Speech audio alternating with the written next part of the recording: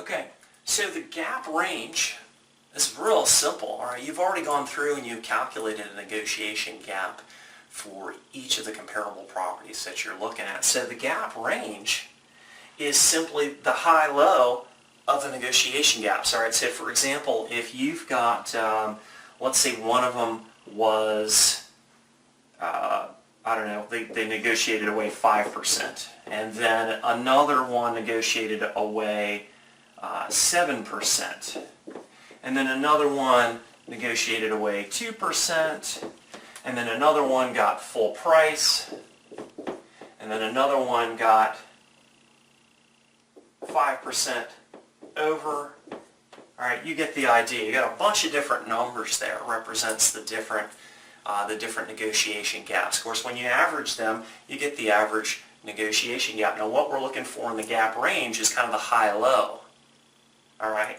So, for example, in this scenario, the worst anybody did was they lost 7%. Okay?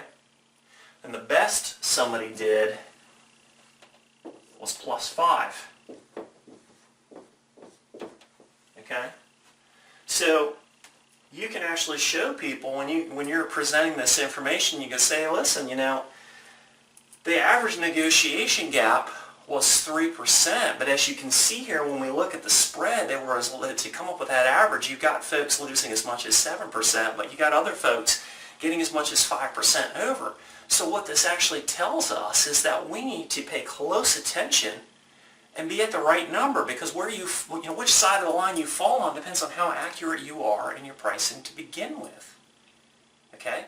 So for example, someone who priced dead on accurate, there was no difference between the list and the sales price, so they got full price. Someone who was really aggressive ended up with some competition, and maybe they got bid up a little bit, and they went over asking price, so they got +5.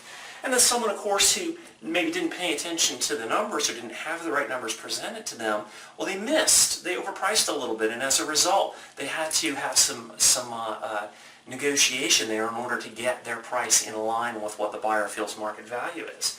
Okay, so the name of the game here, what this tells us is we need to find the right price, and then we just need to stick to our guns for negotiation. Okay? So now this is a quick and easy one. We just show them the gap range so that they can see, oh yeah, geez, you know, folks are getting over asking price if they price correctly. And they start realizing that the market is self-correcting. Okay, and what you get out of it depends on how close you are in terms of accuracy on your initial analysis. Okay, so that's the gap range.